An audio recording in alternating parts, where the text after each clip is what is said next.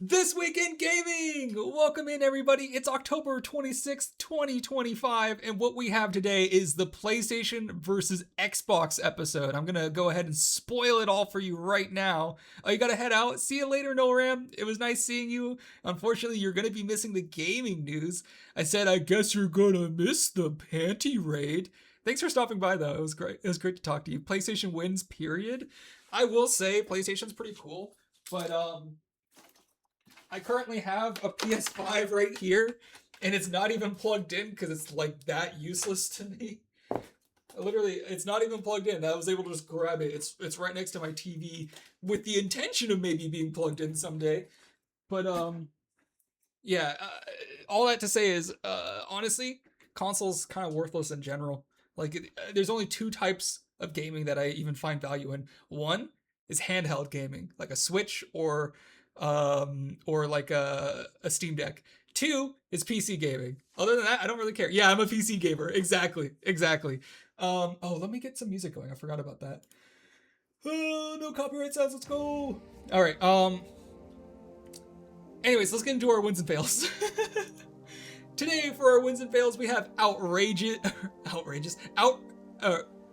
Outage Oopsie. I don't know why I keep wanting to say outrageous. Outage Oopsie, criminal charges, Gen Gaming, Indie Investigator, and Lazy Levies. Especially with Halo. Halo's great, but it is... There's some Halo stuff in here. We'll talk about it in a bit. A PlayStation wins? Yeah, probably. Anyways.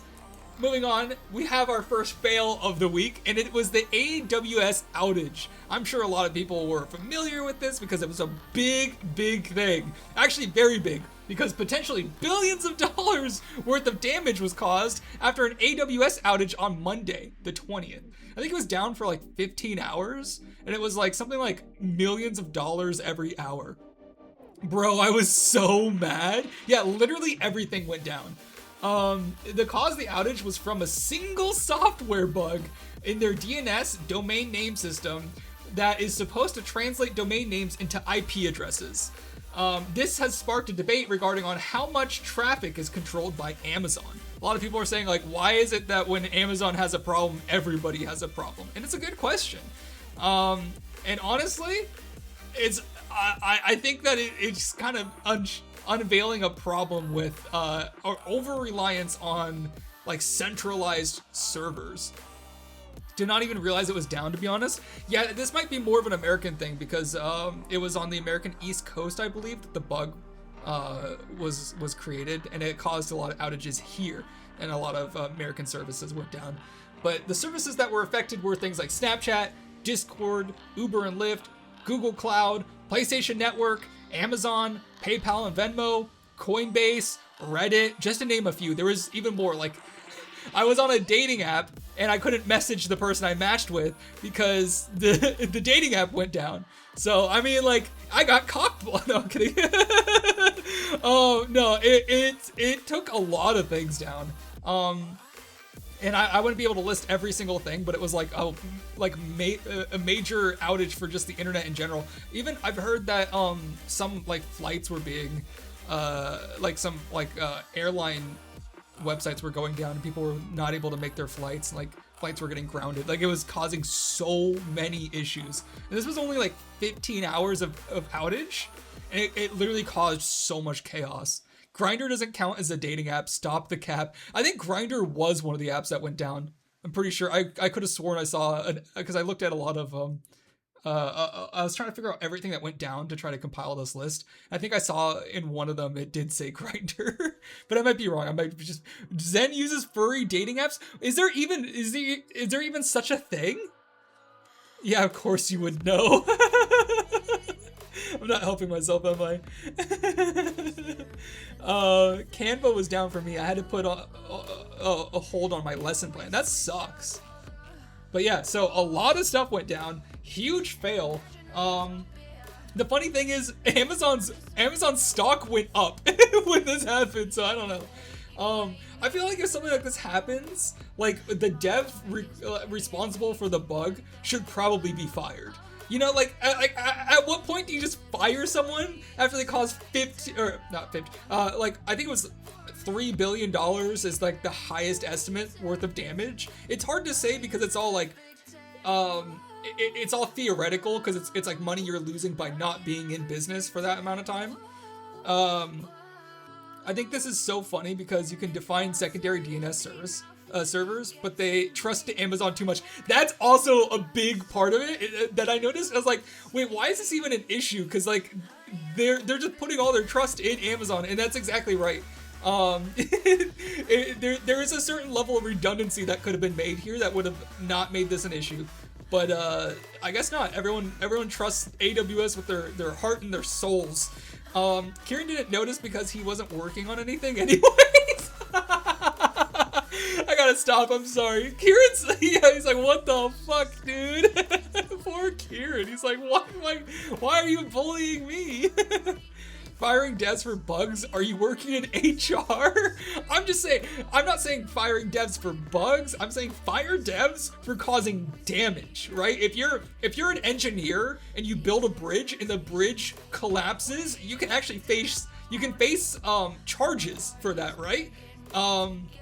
If you build internet infrastructure and that collapses and it causes harm to businesses and people and livelihoods, you should have some sort of responsibility, right? People want to call themselves computer scientists, like computer engineers, right? They want the engineering label, but they don't want the responsibility that comes with being an engineer.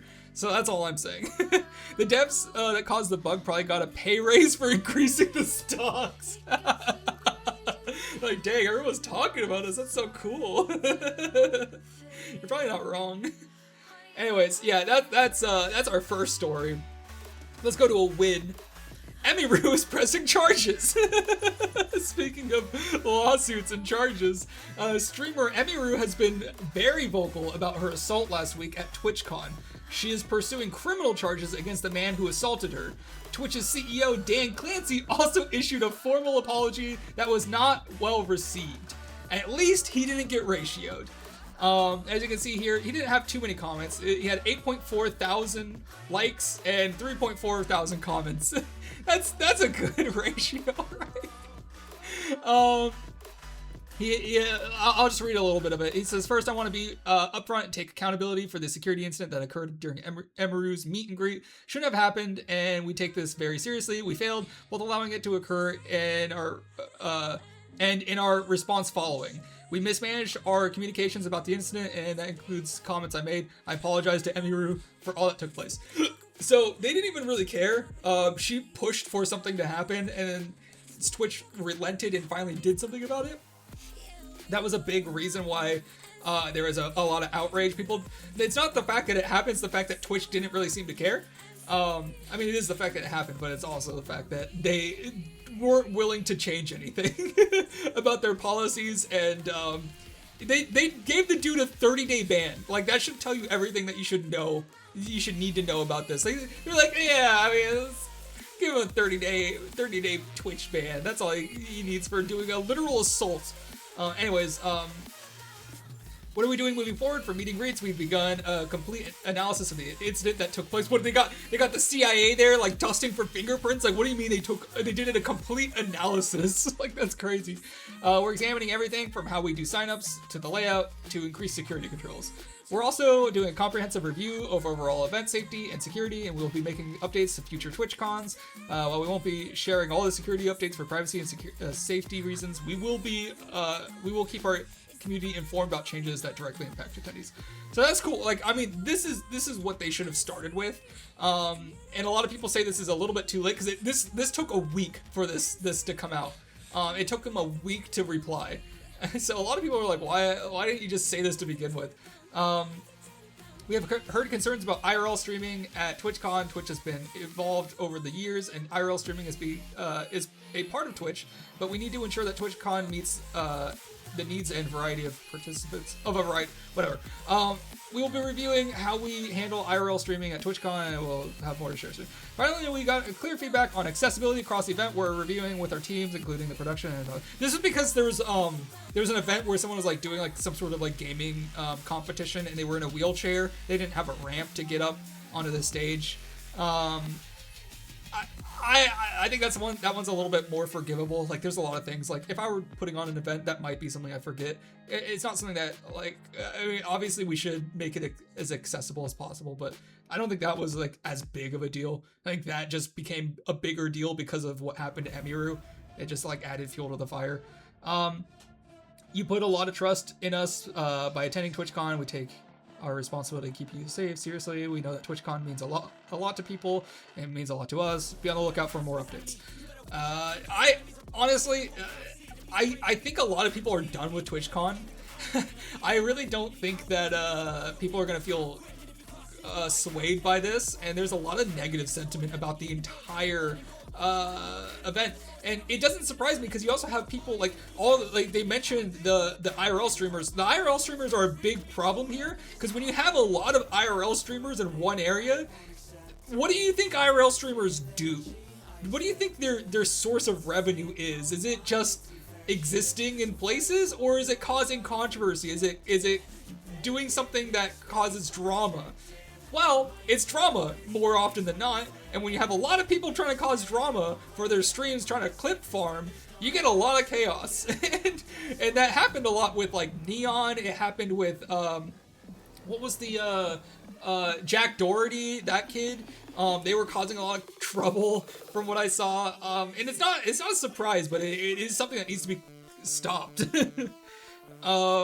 There are differences between structures where you can calculate almost everything, while with the internet services, you can't imagine what data you have. Is that about the bug? Massive news to the unemployed Kieran. Why are you being so mean to Kieran? Anyways, so yeah, this is the response. It wasn't really received well. A lot of people were roasting them, but from what I saw, they didn't get ratioed. Except for one comment. You forgot to write effective immediately. I will be stepping down as CEO. This had like 9,000 likes.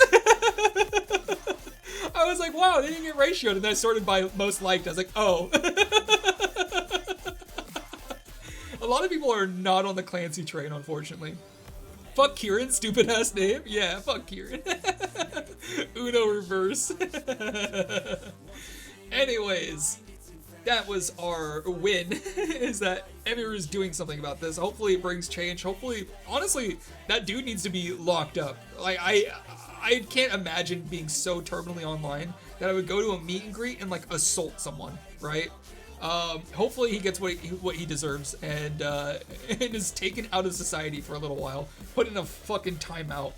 Wow, you guys are all bullying his name. The only one. Anyways, let's move on to a fail. I know that kind of sounded like a fail, but it is a win because I think that Emiru is going to get her comeuppance. Anyways, fail is Microsoft and Sony using AI. I generated this nice little photo right here. The boxing, I guess. Both Xbox and PlayStation have reportedly begun using AI in their workflow for game development. Apparently, they are trying to use the technology in ways that will not garner backlash or is not too apparent. With Sony hiring AI artists and Microsoft reportedly incorporating AI into the Halo Studios workflow. Those were two examples I could find. Apparently, Sony hired someone who has like experience with like Midjourney and like using AI tools, which doesn't really surprise me. I would imagine that both these companies are hiring a lot of people who work with AI, or even like produce these systems. And I think we all know that this is going to come, right? And in fact, I think I saw in the same article, it was like 25% or like 30% of all Steam games now, or maybe it was 1 in 5. I can't remember the exact figure. It's like either 1 in 5 or 1 in 4 games on Steam are using AI image generation techniques, or like just some sort of generative AI in their games. So it's coming. It's gonna be a thing. And I mean, even my own game has a little bit of AI in it. I have like a card game that I made that's kind of like a silly side quest. There's a bunch of AI generated cards that are supposed to look like Yu-Gi-Oh cards. I mean, I don't think that that's like a bad thing, 'cause it's like just an optional like silly goof in the game. but there's also like there's like a lot of games that use it correctly. Like there are some games like that are based around AI. Like they have like games where you do like you have to like solve a murder that's AI generated. Those haven't really worked from what I've seen, but like I think there's something there, right? Like I feel like the replayability features of generative AI can really make a game fun, especially if you can find a way to do dialogue in a unique way. I think that's kind of cool. Like I've seen AI mods for Skyrim, and I thought that was cool. But I think what people are not looking forward to is large swaths of games just being churned out by AI. My name's Origin is from a school word salad thingy where the real word was spray and there was Parsi, and I thought it was a cool name. You are the ones being unoriginal. What are you talking? What is happening? I don't think you understand jokes. You fucking fake ass. Jokes are meant to be funny. Yeah, but we can't understand you. Why are you guys fighting? Mom and Dad, stop fighting. Anyways, yeah, so it looks like Microsoft and Sony are both very aware of like the backlash that AI can bring, and they're trying to like use it in ways that won't do that. But I think as they push the envelope a little bit more and more, eventually we're just gonna get like just AI generated games entirely. I think we're heading down that road for sure. My name's Origin is from a school where... Wait, what? What is happening? Did you guys turn him into... You turned him into a copy pasta.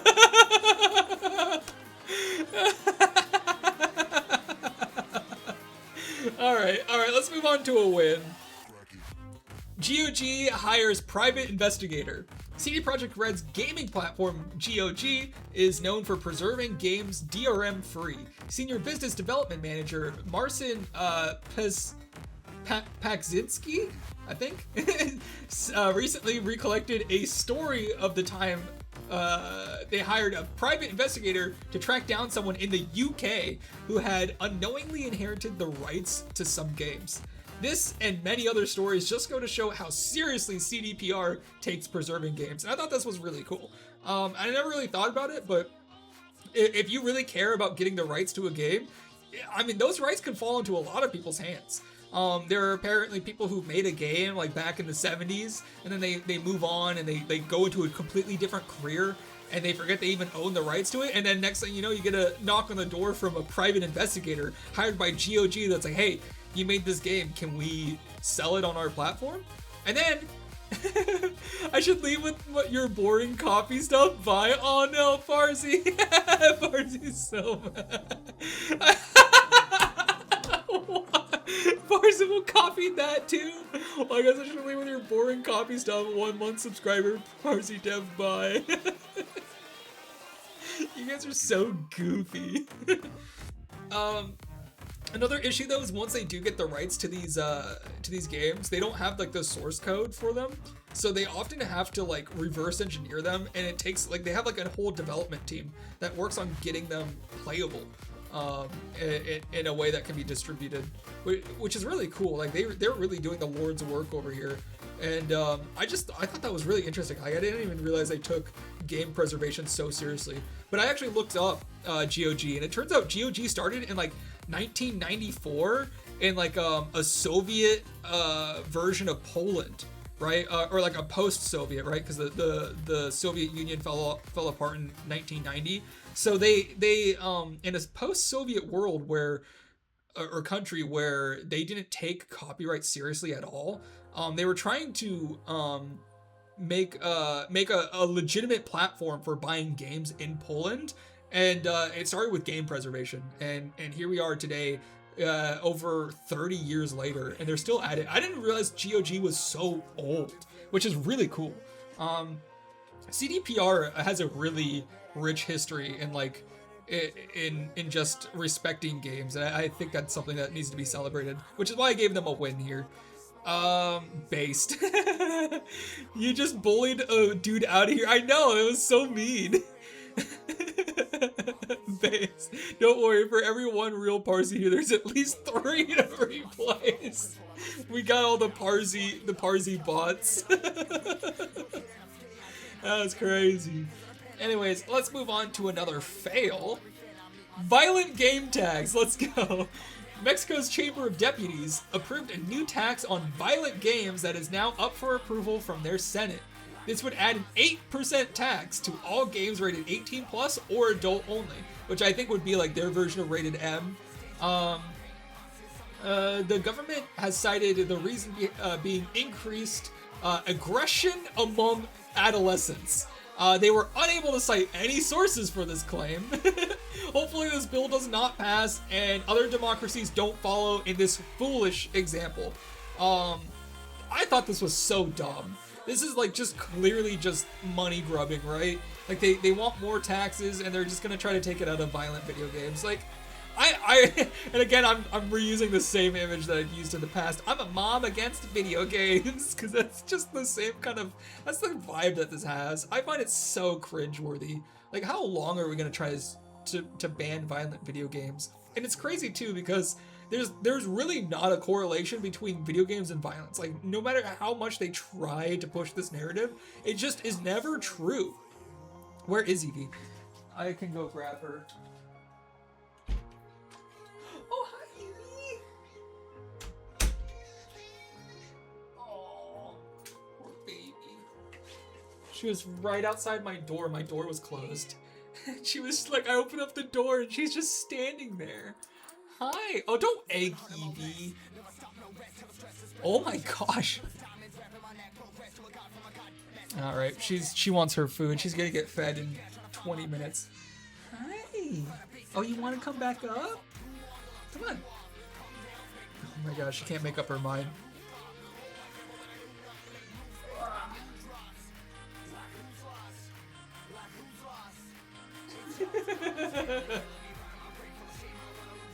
Hi, Evie. All right. So yeah, overall, talking about Evie getting fed, you're slacking. Oh yeah, Mo, you haven't fed virtual Evie up there. If they increase the tax on alcohol, they get more money and less aggressive adults. I guess. I see. That's not even a 1-to-1 though. Like, you never know how that's gonna affect people. Especially like one thing we found out in the pandemic is once like people weren't able to go to the liquor store because they were all closed because they weren't deemed as being essential services. A lot of people started having like withdrawal symptoms, and it was starting to affect people really negatively. So I overall, like, you know, I've been sober for like 6 months now, but even I understand that there's like there's dangers to like stopping people from doing what they want. Broke ass. 213 points. Anyways, but overall, like with gaming, there's just not a correlation. There really isn't. And it's funny too, because I think most of us, like most gamers know this. Like if you play a video game, like you can just spend 10 hours just blasting people's heads off, just chainsawing motherfuckers. And then you turn it off and then you go like outside and you're just a normal person, right? Like you just spent 10 hours glorifying people. And then you go to the store and you buy some fucking ramen or something. Like, hey, what's up? You know, like I don't think there's a correlation between violent video games and like violent people. Zen is a serial killer, confirmed. Yeah, I do be playing Postal 2 and stuff, but I don't know. I think that it's just like old thinking, and I think most young people just understand that it's like for the most majority of people, there's a separation between like a fictional world and real life. And the same thing's true with movies. I don't know why video games are the only things that get this kind of rap. Like, there is violent movies. There's been violent movies as long as movies have existed. And people were never saying, like, well, I mean, some people do. Like, they did it with Tarantino's films. But people aren't sitting here saying, like, oh, movies make serial killers. Like, that doesn't make sense. Serial killers are serial killers because they're lacking empathy and they're deeply disturbed. A video game doesn't make you do that.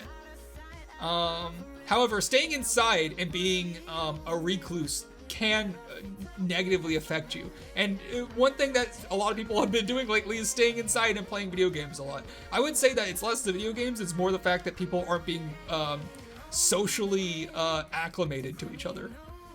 I don't get aggressive when playing 18 plus games. I get aggressive when playing games like Mario Kart. That's so true.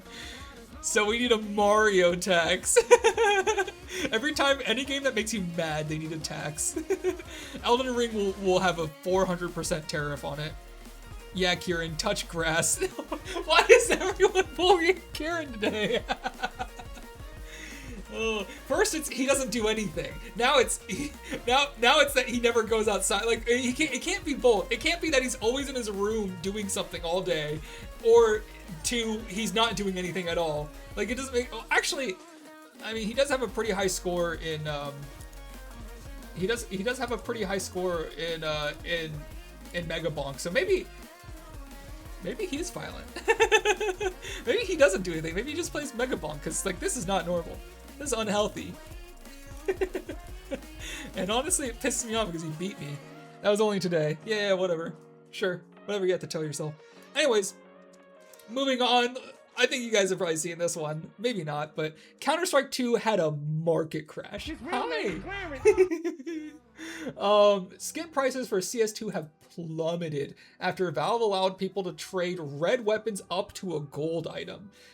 This has caused the price of reds to skyrocket, while the rarest items in the games have dropped. So, like knives and gloves, which were sometimes worth thousands, have dropped significantly because people found out you can use these more common reds to trade up to them. The way that it works is in Counter-Strike, there's called trade-up contracts, where you can put 10 of one rarity item in it, and you can get a higher rarity item. It used to only go up to red, so there's how does it go? It's blue, purple, red, and gold, I think. I think those are the 4 rarities. Hi! There's also, like, white, but you don't get those from arcades. Ugh. So I could trade 10 blues and get 1 purple, or I could trade 10 purples, get 1 red, but now you can trade 10 reds and get 1 gold, which is like, you can trade like 10 of these, which used to be worthless, right? Like these odd chameleons. You can trade 10 of these, which would be like $1, and you can get 1 gold item, which might be worth $1,000. So in response, the market has deemed these weapons to be worth $40 each, and the knife is now, instead of $1,000, maybe $500, right? All of this acclimated to this has accumulated in nearly $2 billion of value being erased from the market overnight. Unfortunately, this also did lead to at least 1 death from a Chinese student taking their own life. They said it was because of the skins, or it seemed to have been because of the skins. From what I've seen, I don't know what they said because it's in Chinese. But from what I understand, like this was the last straw that broke this person's mental state. And I want to say that this isn't directly like Counter-Strike's fault. This person seemed to be like very emotionally unstable, and they should have had better people around them, a better support system. But it is sad to see like how something like this can affect people in the real world. Luckily, I am not that obsessed with Counter-Strike. I do have some skins, and I do have some reds that have like jumped up in price, so I might check it out. But yeah, it's sad. Check on your loved ones. Remember, it's just a video game. It's not that serious. I actually like this update. I think it's very cool that like higher rarity like knives and skins are now available to people. It just seems like it's more inclusive, because for a while knives were getting just so crazy expensive. Like the cheapest knife back when I started playing was like $60, even down to $40. Right now, even after this crash, the cheapest knife is $80. And before the crash, the cheapest knife was like double that. After the stream, I might be next. Don't say that. Don't say. Look at my kid. She's so happy. Hi. Don't kid about that stuff, man. Almost got me. Dude, stop. Don't. No, Kieran, we love you. Please don't. Don't do anything crazy. You're very loved in this community. I don't know why everyone's bullying you today. I feel bad because normally it's me, but now I don't. I don't want to dogpile you. Have you guys played the Marvel Rivals Zombie mode? I talked about it last week, but I haven't played it. How is it? It looked kind of repetitive to me. Oh, hi. Hi, kitty. Oh my gosh. I've been nonstop working for like the last 10 weeks, and today is the first day I've properly sat and done nothing. Yeah, everyone's being so mean, like, oh, you don't do anything here, you never leave your house. It seems like you've been doing a lot lately. Anyways, that's our first story for today. This was a big one, but let's move on. This is where it starts becoming PlayStation versus Xbox, I believe. Very repetitive, but fun. The Marvel Rivals player base has gone up by 70% since launch. That's crazy. Anyways, yep, here it is. Microsoft confirms the next generation. They have confirmed that their next generation console is now in development. This comes directly from the president of Xbox, I believe, which is Sarah Bond. Which is crazy that her name's Bond, like James Bond. They will be partnering with AMD, and this will likely be a much more powerful and expensive machine than it was before. I think we talked about this in a previous episode, but we have prior rumors that the next generation is going to be this really insanely powerful AMD processor, or I guess APU, which is like a processor and GPU put together. And it's going to be more expensive. It's going to be more like a PC. It's going to be larger. It's going to be more expensive. It's going to literally just be a PC tower. They appear to be targeting high-end gaming that outperforms the PS6. So that's a big target for them, is to make a faster console. They want to make the fastest console on the market, and it's probably going to be like $800 to $1,000 if I had to guess. Very interesting choice for the next generation. However, PlayStation says graphics don't matter. It's the complete opposite end of the spectrum with them.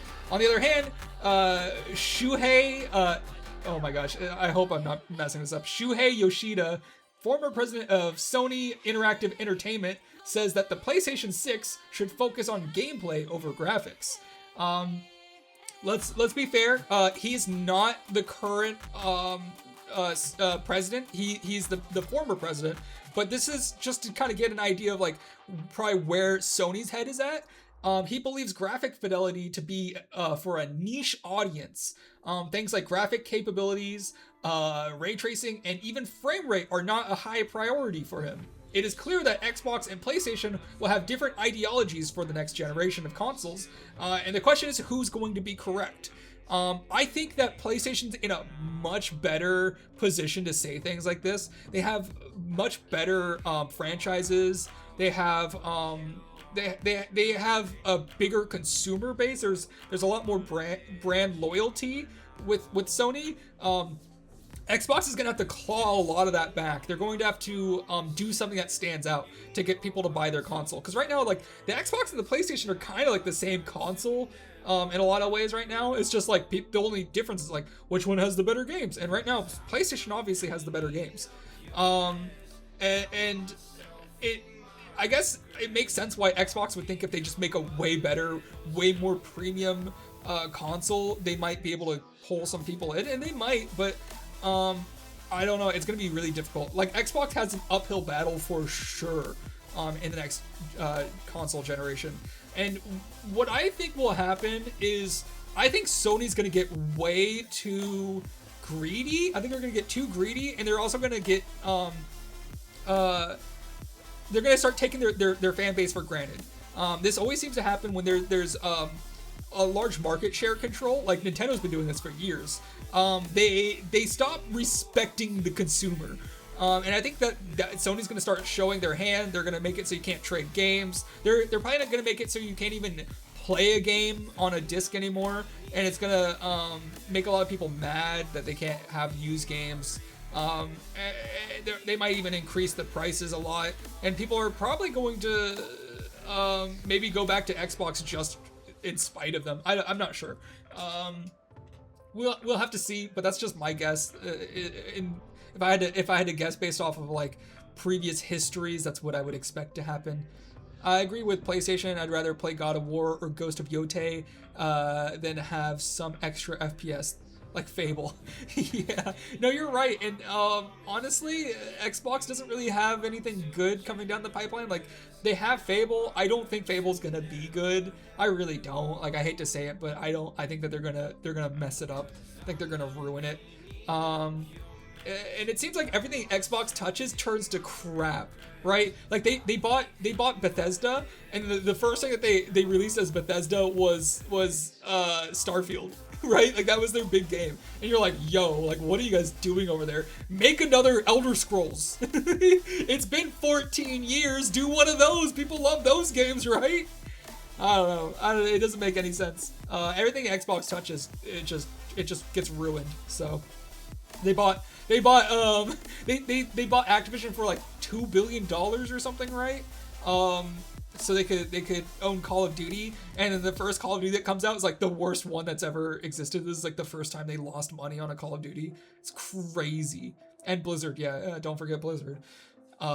So yeah, they bought Blizzard, and the second they do, Overwatch 2 comes out, and it's like trash and no one wants to play it anymore.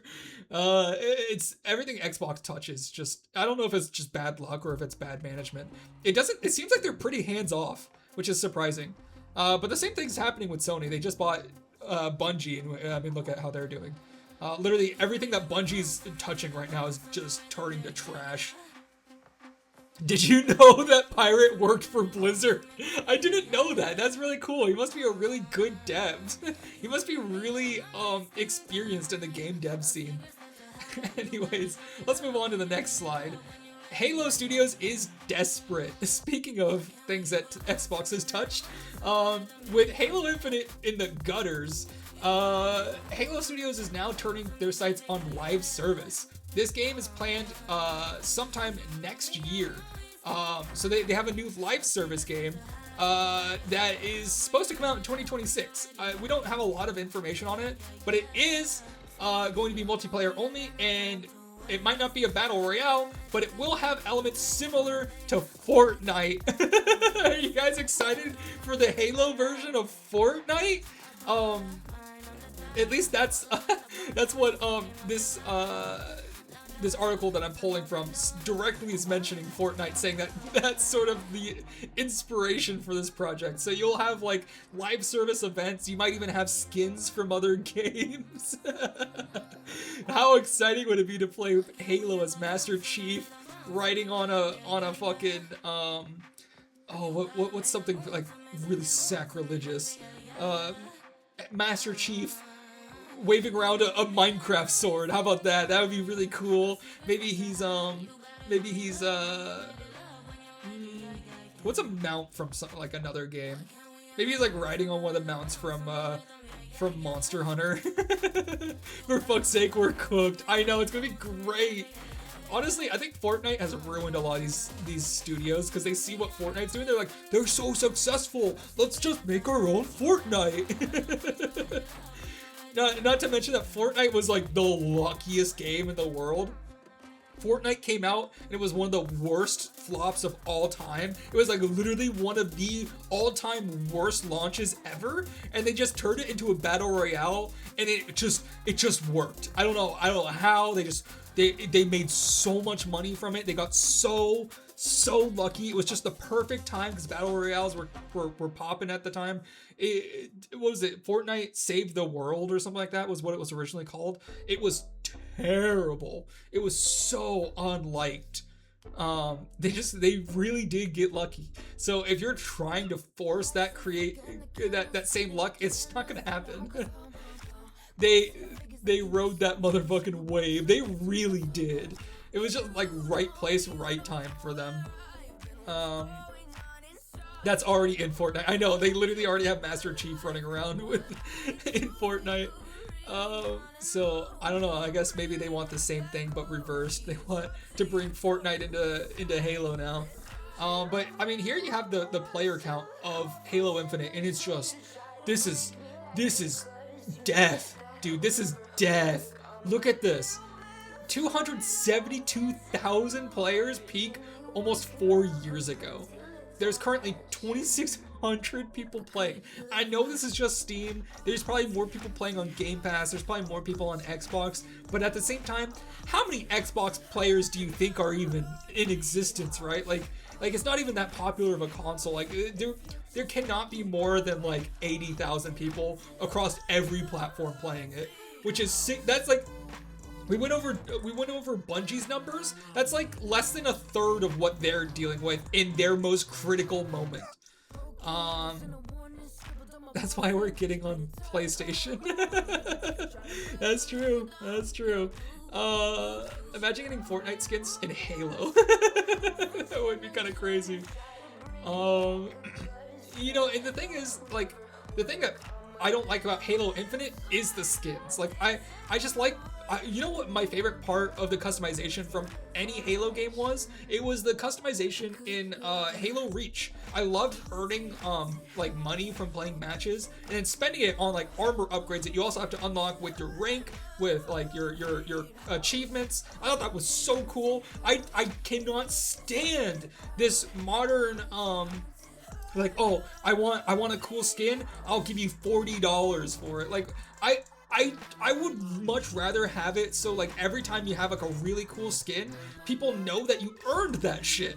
Like that was what was cool back in the day. When you saw a Spartan with a flaming head and a samurai sword on their back, you were like, that's a trooper.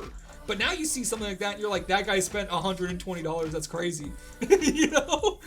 Like I don't know. It breaks my, exactly. You know, it's so different now.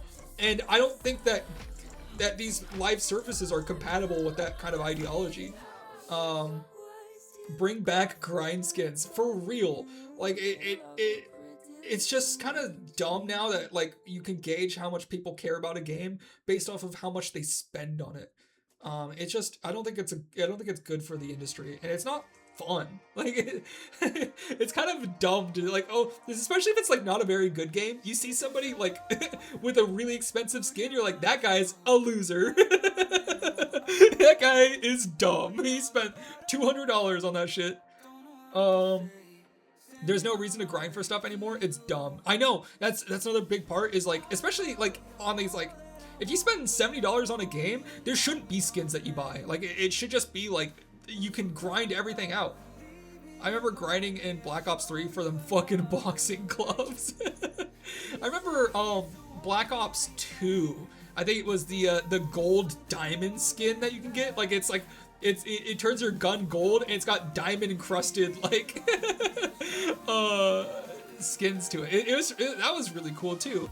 But now you just buy that shit. I think it's a miss. I think it's a huge miss, and I think indie games are gonna bring that back. To be honest, I think if anyone's gonna actually bring back grind skins, it'll be indie games, and people are gonna cherish it. They're gonna celebrate it, and these AAA studios are not gonna even understand why. They're gonna be like, "Why do you guys like just grinding for things?"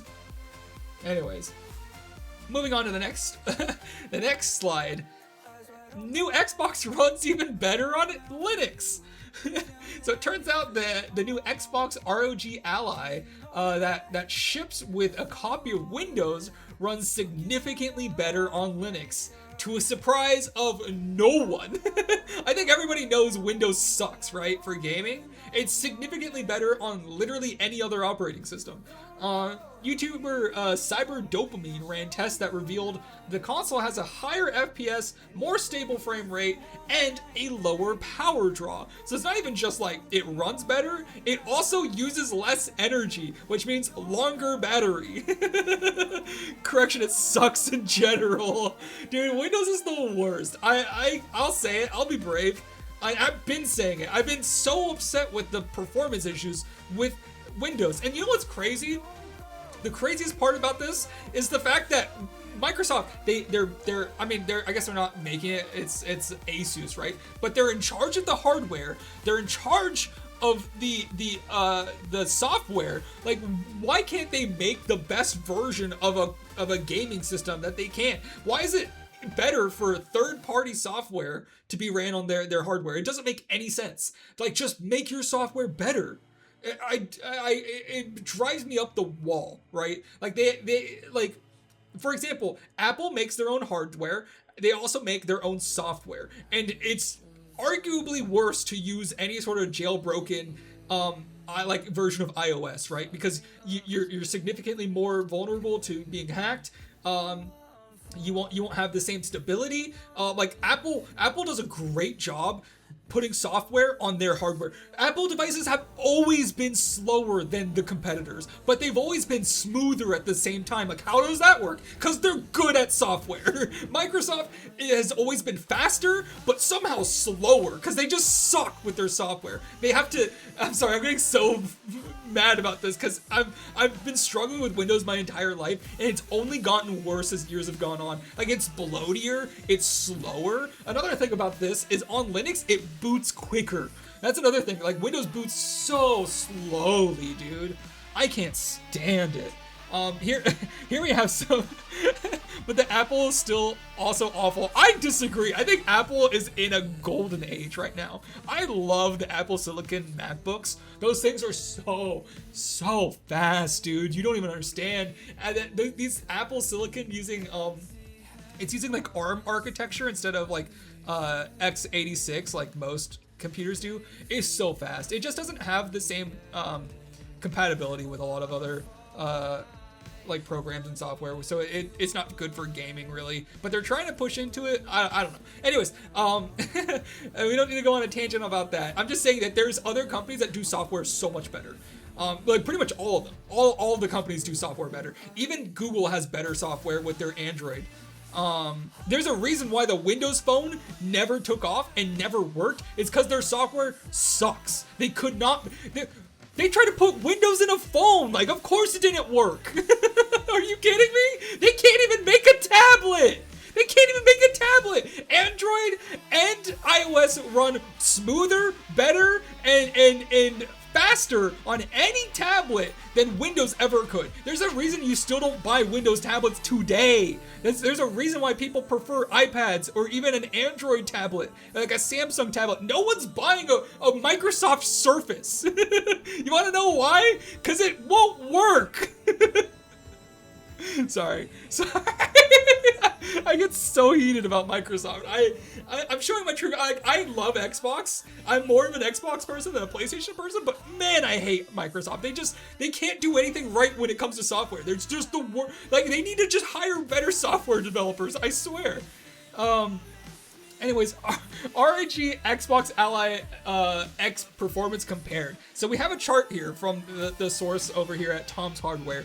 So there's a bunch of different games. There's the power mode, and then there's also the Windows installation and the Linux, and then it shows the difference. So the Linux is this third-party software called Bazite, which is apparently, or is it maybe Bazite? It's a version of Linux that's made specifically for handheld gaming consoles. So this is like what it's made for, and they just booted it onto here. And the cool thing is when you load this version of Linux on, there are certain things like Battlefield 6 that you cannot play with this because it has anti-cheat and it would consider you to be cheating. You can actually dual boot this back into Windows if you have to, which is so cool. But anyways, so Kingdom Come Deliverance 2, Windows gets 47 frames.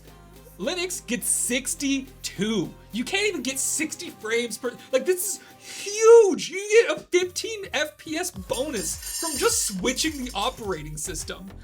That's 31% boost. That's nuts. And that's just that's with the power mode. I guess if you drop it 4 watts, you only get a 5% boost with 2 extra frames. But that's still, like, it's still just better. It's clear as day better. Hogwarts Legacy, we have it running at 17 watts power mode. It's getting a 24% boost, 12 frames from 50 to 62. Like, it seems like if you want to have a 60 FPS gaming experience, you have to have Linux. You can't even get 60 FPS with Windows. At 35 watts, it's getting 60 on Microsoft or on Windows, and then 65 on Linux, which is interesting. This is a lower gap for some reason. So you can get 3 extra frames for almost double the wattage, or you can play at 17 watts and still get 60 FPS, which is crazy. Like, that's so much power saving. And then on the same game at 13 watts, it actually does have a decrease here. So apparently when you drop it down to 13 watts, so a big part of this is the power mode. It does seem to play into this, and it looks like they're about the same, but Windows did get 1 extra FPS. I would say that that's probably more of what's the word? When it's that close, I would say that it's usually just like a testing issue. Like it could go either way. But the average FPS, there's a word for it, I just can't remember. The average FPS is 6.6 extra FPS, or 13% across all of the testing that he did. And this is just 2 games, but I would be really interested to see a expanded list here, because it seems like Linux is just across the board better with power draw and better with FPS. And from the explanation of the YouTuber, he said that it wasn't just the FPS, it was less choppy. It was more smooth, which is such a, like, that's bigger than FPS, I would say. Like you can have a game running 60 FPS, but it's choppy, and it's a less it's a worse experience than 30 FPS smooth. I sold my MacBook after 4 months as it was pissing me off. I had one of them. Oh, that's lame. You sound like you just didn't know how to use it. It was pissing you off. I will say, Macintosh does have a different level of experience necessary. Like, you have to know how to use a Macintosh laptop. Here, I can show you. Like, it's just a different operating experience for sure. So, like, you have to know the gestures on the giant trackpad that they have here. But, like, when I do this, it'll pull up my my launch pad is what it's called, and then I can go through all the apps that I have, and I could minimize it again. But if I take 3 fingers, or no, if I take 2 fingers, I can actually. If I take 3 fingers, I can switch to different virtual desktops. I guess this doesn't really show very well on my webcam, but I have different desktops, as you can see. So, like, this is simulating a 3-monitor setup, so I can switch between different programs and stuff like that. And the cool thing is you can like switch between apps if you gesture upwards. I don't know. There's just a lot to it. There's so many gestures, and you have to like learn them. Like, the trackpad is really important, but once you figure it out, it actually is very, very fun and very good. Like, in fact, my main game, Infinium, that I'm working on, was originally on that laptop right there. Like, that was my dev laptop. And I still kind of do it a little bit, but it just doesn't have enough space. I think it's like 128 gigabytes. It's like the lowest spec, and it's got an M1 processor in it. I'm due for an upgrade. I really want to get like a MacBook Pro. That would be like my dream, to like buy one of those and get like a 2 terabyte drive on it. That would be awesome. I would honestly, if I could, I would probably do full-time game dev on a MacBook. It's just, in fact, Unity was actually first originally developed for Macintosh. It was made to be an Apple platform originally. That was what Unity was for. In fact, so was Halo. Halo was actually originally going to be an exclusive Macintosh game, which is ironic that it ended up being purchased by Microsoft. I knew the gestures, it was very slow and would get really hot when doing game dev on it. That's surprising, because for me it was actually the opposite. It was very fast. And I literally have a MacBook Air with 8 gigabytes of RAM and an M1 chip in it. But then again, yeah, it did crash a lot. I will say it crashed all the time. Because what I discovered is I didn't have enough RAM. There was a lot of memory issues. It was Kieran being slow, not the laptop. You guys gotta stop being mean to him. Anyways, let's move on to our next slide. The source of Xbox cuts. So we've been hearing a lot about Xbox cutting just everything. Like, if there's any fat, it's been cut off and discarded. True, but what the fuck? A report by Bloomberg has indicated that the reason Microsoft has become so aggressive in their firings, price hikes, and restructuring is due to the company targeting a 30% profit margin for Xbox, which is crazy because this is actually unusually high, as the highest average profit margin in the industry overall was just 22.1% in 2020. So they want to beat the average of the height. In fact, recently it dropped down to like 17% for the industry. And I'm assuming the source I pulled from just says the industry. I'm assuming they're talking about the gaming industry. That's crazy. They want to almost double the profits of every other company on average. And I get that Microsoft is supposedly a big dog, but they're just not. Like I think people are shocked that Microsoft's even still making hardware. Or like even making games, like or making these big purchases, because Microsoft doesn't feel like a contender in this space at all. It feels like PC, Sony, and Nintendo. Like those are like the three big manufacturers right now. I know PC's not a manufacturer, but big platforms, I should say. So it's unclear why the push for huge margins, but it may have to do with AI. And this is my own personal conspiracy, I guess you could say. I think, and I believe in my heart of hearts, they have fucked themselves in this AI, this big open AI buyout thing that they're doing. They're just writing blank checks to ChatGPT and trying so hard to partner with them. I think they have lost a lot of money, and they're not ever getting any returns on this money. Never ever. I think that there's going to be a lot of growing pains in this industry, and Microsoft has wasted the most amount of money. The second most has been wasted by Meta, but we don't have to get into that. What we should focus on is how Microsoft is coming down on other companies that can potentially make profit. For a long time, Xbox has been getting a lot of grace. They've been getting a lot of blank checks to buy up all these huge studios and to try to increase their market share, but it's actually going down. They're losing people. So they're like, hey, enough's enough. You need to start returning on these investments that we've been making with Xbox, and Xbox can't. So they're just doing whatever they can to try to find money in the couch cushions. I believe that's where they're at currently.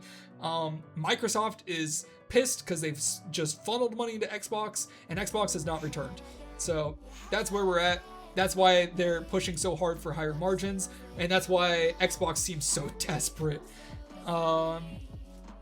So that's what I want to talk about here. I believe we have another one. Let's see. What else do we have about Xbox? There it is. This is our final story for today. We have the Halo campaign evolved. So this is the final thing. This is actually some good news. I know we've been harping on Xbox a bit, but this is actually kind of cool. The newest Halo project is made in Unreal Engine for the first time, has been revealed to be a complete remake of the first Halo game. Dubbed Campaign Evolved, a play on the original name of Combat Evolved. This game will only feature a story mode, but will also include a co-op. So it's going to be multiplayer, but only story multiplayer. There's not going to be like any team deathmatch or anything. The biggest reveal is that this will be available for PlayStation 5, making it the first Halo game on the platform. So that's kind of dope, and we have a video to take a look at. We haven't had any videos today, but we're going to take a look at one finally.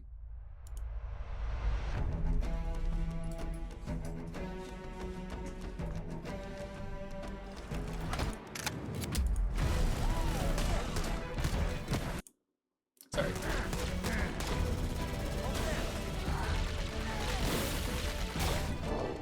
It does look really good. The graphics look amazing.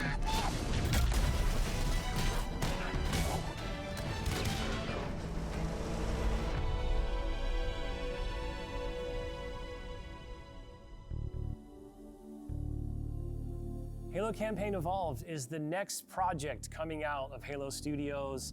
It is the ultimate it's also the first Halo project. CE campaign remake. It is coming to Don't forget, Xbox, Halo Studios PC, used to be and for the 343 first Industries. time, PlayStation. And they recently will like be arriving next renamed year. themselves. We'll talk more about it. But that's We've got the Dan, huge thing is that this is coming to Max, and Greg from PlayStation. the development team, guys. I don't let's think get into anyone's this. really that Why is this surprised. the I think right we game all for knew right this was now? happening, We did but this work on Halo Anniversary. I think they're going to and make a it lot of felt money like on there this. were There's going to be a certain lot things of that were left PlayStation unsaid. users that want to There were buy certain this. things that we weren't able to achieve at that time. There were certain things we weren't able to do. It's a great time to revisit Combat Evolved for new players, for established Halo players, and maybe even for old friends playing on different hardware today, to allow them to play together and enjoy the franchise together again. Going back to the Halo ring again for the first time. For the first time is really important, and for them to be surprised by new content and feel like excited again about exploring the ring world.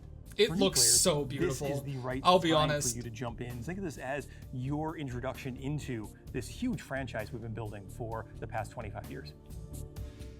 I'm curious how you're going to focus on capturing the. This seems like essence of such a the cool original, company knowing to that you work need for, to evolve and to kind of it's move the crazy that they experience can't forward. make For anything design, we don't good. take that lightly at all. Is that too Whenever mean to we say? Make a change. The number one thing was to be true to the original game. For every one of those topics that comes up, there's someone who is incredibly passionate on the other side saying we can, like, that is sacred. We do not move that crate. It's really about looking across, what we've learned over the It years. is interesting the because it's going to be an technology we've actual built, and remake. how we can tie that This back won't into be this like a experience. So in remaster this like game, some other up to games. 4 people can play the campaign together, regardless of which platform they're on.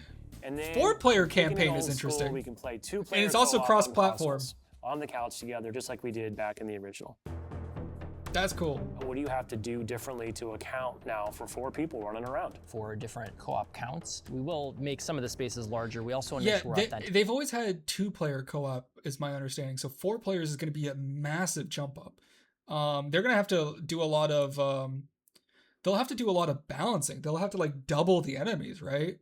Or like something. That's going to be chaos. 4 Spartans running around, 4 super soldiers. Like God, Stick to the that's encounters crazy. themselves. So it's a balancing act between that difficulty tuning and making those encounters the right size for the right space. I understand that we've done some special tune-up works to the beloved Warthog. We have. There's a new seat, what I like to call the golf cart seat or the bumper seat. This is on the back of the Warthog, so now you can bring I guess this is everyone kind of with. cute. Mind if I join you? Let's talk a little bit about one of my favorite aspects of the Halo franchise. What is a skull? What's cool about it? What does it do? This was Skull cool. is a gameplay modifier, generally mean-spirited. It makes the game more challenging for the player. The combination, the pairing of these different skulls and how that's going to create that new gameplay experience. Huge amount of replay options for folks. I love the replayability that skulls bring to a campaign. It just, is almost endless variety. We have dozens of skulls this time. The most that we've ever had in a Halo game. Are you a lasso guy? I think you yourself told me that you don't This'll think anyone probably- would ever be able to complete this game with legendary all skulls on. I don't think so. I mean, there's a lot. This will be the So if you hardest can do a lasso true game in any legendary all any skulls Halo on run, game in the let us franchise. know. Because I'd love to see it. I think that'd be really. I fun. would There's really one like thing to that this see community has shown speedrunners us try is to play do not this. underestimate them, and they will find a way. I think people will beat So this with Halo's lasso. always been known for its I don't sandbox. care if How it's has the this hardest it's evolved? ever been, Make if it's sure got that anything more we skulls than included ever. isn't going to I think drastically someone will change do the way it. The game plays to change the sandbox in a drastic way, but there's. What was some it, really fun Halo 2 that no one had additions, ever and that's beaten across, it you know, with enemies, lasso weapons, mode, vehicles, and then things that Critical in the original put out a games you bounty of weren't like able to do several before that you thousand now can. dollars, You finally and it killed the happened enemy within with like a sword. month. That weapon hits the floor. And you can For the pick that first up time in and, history, you know, kind of in really, like 2 take it decades. to the enemy. The sound design. All these weapons, by the way, have been It's so painstakingly weird seeing it. remodeled, rebuilt, Unreal higher fidelity. Halo and How do Unreal all Engine, these that's things so kinda come to life? strange. That comes across through the way they look, the way they sound, the effects, the actual They- panels on the weapons. They were able to port this into Unreal so quickly. What it seems like is they just dragged and dropped a lot of the models that they had probably from Halo Infinite, and they just were like, it's in Unreal now, and they were able to just roll with it so fast. Themselves, the ammo counters. With Unreal, the fully dynamic lighting within Lumen allows us to get those effects, right? That rich plasma lighting up and brightening the environment. The lighting does look Of insane. course, one of the hallmarks Like you can see all the different lighting effects everywhere. There's lights on the walls.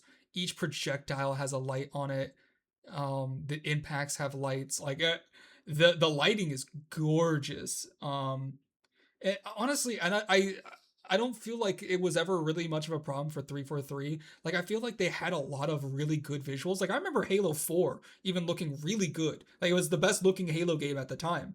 I mean, that's just how, you know, the evolution of hardware is going to be, right? But it's more than that. Like, they've always been decent at like making visually appealing games, but they've never managed to really make it fun. So like, this may look good, but we still don't know if it's going to be fun. That's the biggest question. Dark elements of Halo CE is what becomes kind of a three-way battle with the introduction of the Flood.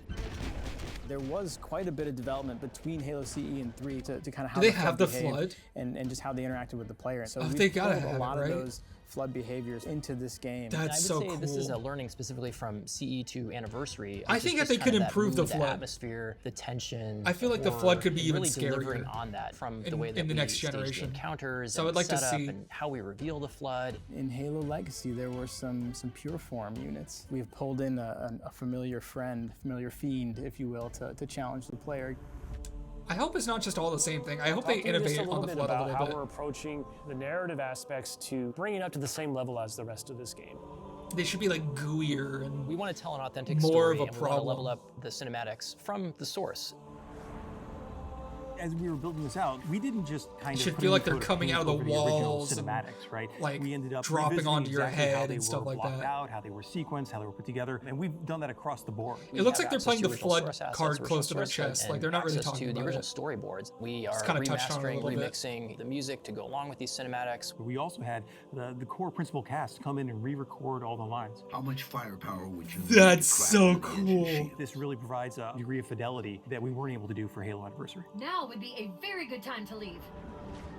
They have the original John Super Halo excited in the that this game game will now. include 3 brand new bonus missions. Tell me a little bit about that. It was really important that we preserve the original story as it is. So these missions specifically are meant to be a prequel, a setup for, you know, the main course. These new missions are going to offer some new opportunities for character interactions, maybe between, you know, Chief and Johnson. We've got some new mechanics. Combat some Evolved AI was behaviors, things famously that haven't been done unfinished. before, So, in I Halo mean, series. so is Halo Just 2. getting started. But Combat Evolved was very rushed.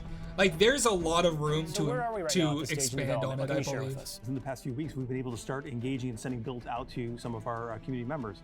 We can now see so many of the elements of the level really coming together.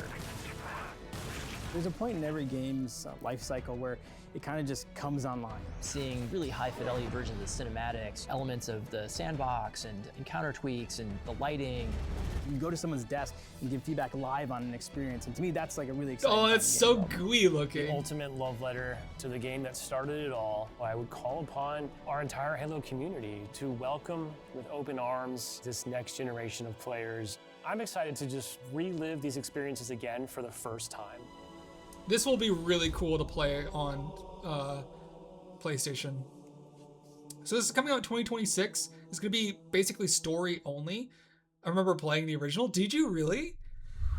What's interesting though is, like we said before, they're also planning a live service game in 2026. So this is going to be the campaign, but they're also going to have a multiplayer Halo online experience. So they're going to try to do it across 2 different games. They're going to do story on one and multiplayer on another, which honestly is kind of similar to what Infinite was. Infinite has like just like a standalone multiplayer version, whereas there's also the story version. In fact, the multiplayer came out before the story did.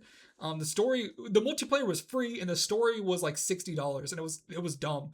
Fuck the live service game. I'm done with them. I'm gonna grind this game. That's another thing, is there's just no room for more live service games. Like it's gonna be really difficult to break into that space right now, because like it's not even just like a money issue. Like I think there are a lot of people that can afford, especially if it's free. Like they can, everybody could just download like I could download Overwatch right now. But do you know why I don't?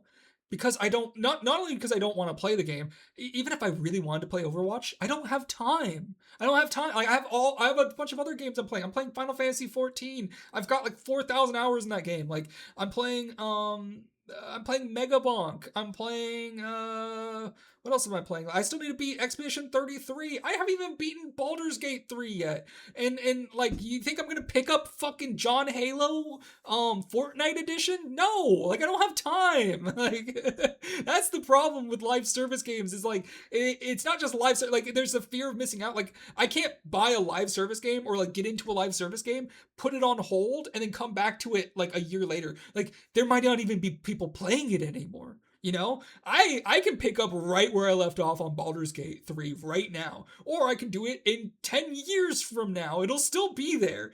But a live service, you have to just go all in. You have to play it like once a week at least.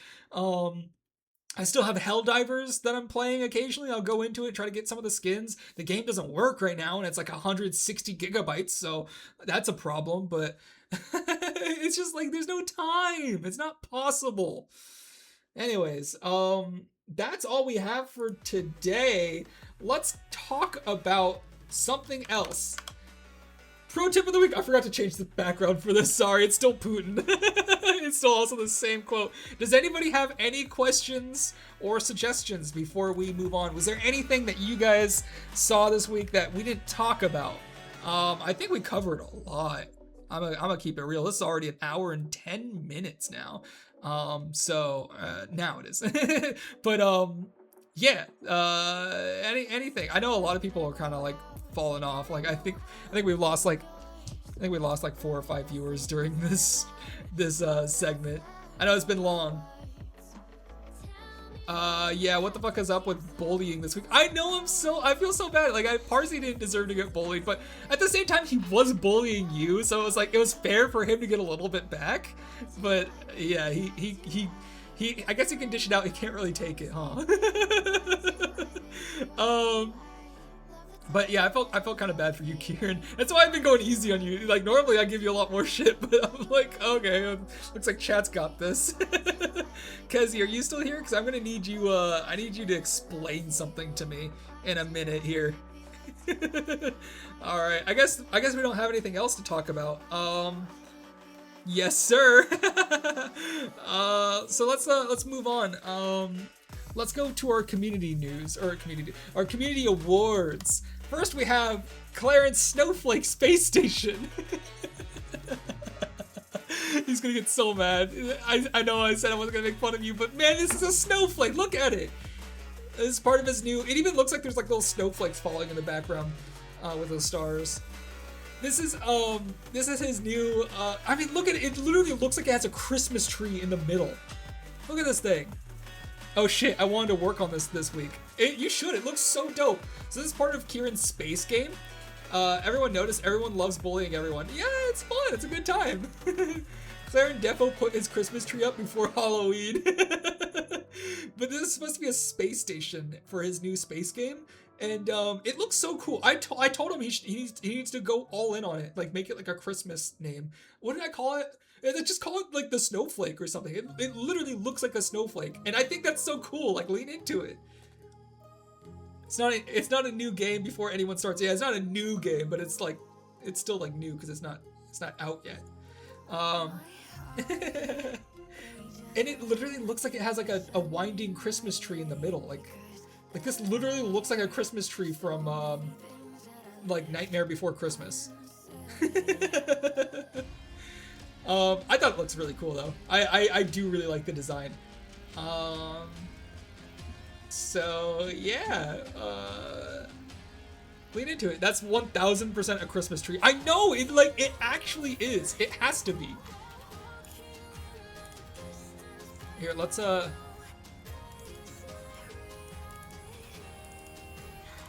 at that. Dude, that's a Christmas tree. That's literally a Christmas tree. Look, what else could that possibly be in the middle? Weekend wrongers? What? I can't stand them people? Weekend wrongers. What are you saying? Either a Christmas tree or blue Sims diamond. It's like, it's too curvy to be a Sims diamond. You should do a Santa sleigh spaceship. That's how he gets presents to everybody in one night. He's actually an alien. fucking not working. Oh. Still think I still think it's very clearly Christmas themed. You should just lean into it. Either that or change it, because everyone's gonna think it's a snowflake. Oh. Where's my? Oh, there it is. All right, and then next we have Kezi. Kezi, you want to explain the prison experiment that you made here? This is like what, the Stanford prison experiment? Check this out. This is actually pretty dope. So, what is it? Enter password? GIF hey. So I'm not sure what this is exactly. Game dev lockdown. What? So I had to teach some students a super boring topic. Intro text. To counter the flowing amount of prisoners, the government has agreed to release those who have knowledge on blank. It is your job to decide who is right and wrong. Beware, your job title's on the line. So then you have correct answers and wrong answers. And then you can set a time limit. Okay, so knowledge on game development. And then you put in a bunch of questions into here that are like wrong and correct. Right? And then, so you have correct answers like too many mechanics in your games, a mess, just like kitchen duty. Lighting's easy, just crank brightness until it looks like heaven. Every game needs zombies, it's just common sense. So these are like wrong answers. And then you have to figure out which one is right and which one is wrong. I kind of want to try this after half term. So this is like a game that you make. And you just put in answers. Kind of like Papers, Please, but facts. You made this game to teach them? That's so cute. All right.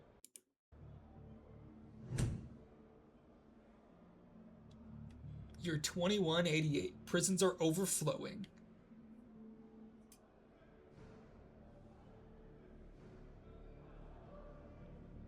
To counter the overflowing amount of prisoners, the government has agreed to release those who have knowledge on games development. It's your job to decide who is right and wrong. Beware, your job is on the line. So yeah, it's like Papers, Please. You got a little homie that runs up. He slips you a note. And this is one of the answers that you put in. And you just basically have to choose which one is right and wrong. A good sound effect can make anything feel powerful, even a mop swing. All right, that would be true. Sound effect is very important. What is that sound that he makes? Whoa! Oh, you're gonna send it to him? That's cool. This is pretty interesting. At first I thought it was gonna be like AI generated, but it doesn't seem to be. It seems to be just fully like made by you. Like you put in all the answers yourself. I think you could probably work some sort of AI element into this, though, if you wanted it to custom generate you a quiz or something. What I also noticed, you get an extra 10 seconds when you choose. How long does it take for someone to walk up to you and give you the note for you to pick it up? It takes about 10 seconds. Animations sell magic the same way. Wait, what did that say? Animations sell the magic the same way Steve sells fake cigarettes. What the hell? Is that for children? Oh, I guess you're teaching people that are in college, right? Roughly 10 seconds, I think. Every game needs zombies. That's just common sense. Okay. That guy's dead. That's crazy. You just shot that man.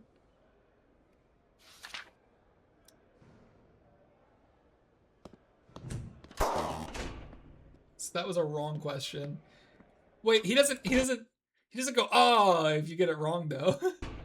And you only have 4 chances, it seems. Lighting can make anything good, even myself. The bulb worked. Are they living when they go through there? Because that sounds like death as well. Like, oh, is he okay?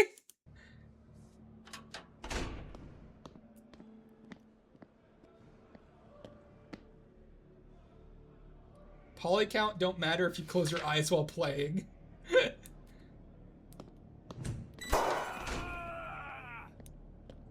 Red light equals death. Okay. Green light equals freedom. I see.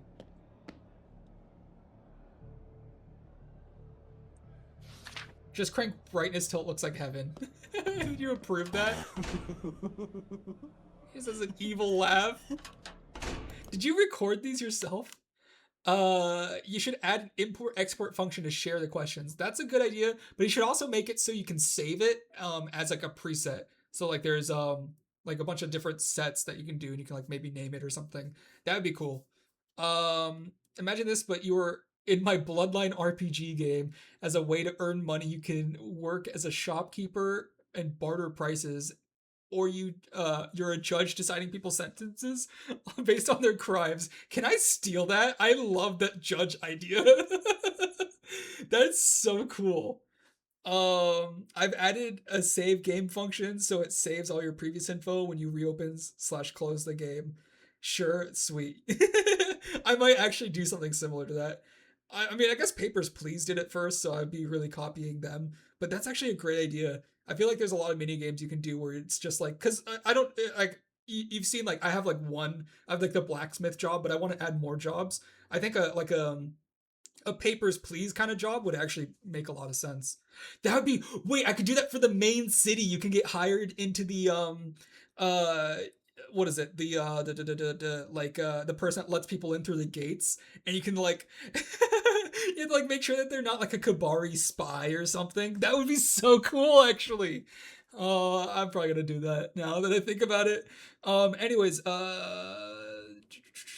you've added it. Yeah, so the save function makes sense. I figured you'd probably have something like that, but it would just be like the one prompt, right? It'd be cool if like you can take that prompt, save it as its own preset, and then you can edit that preset or like or just pull it straight out.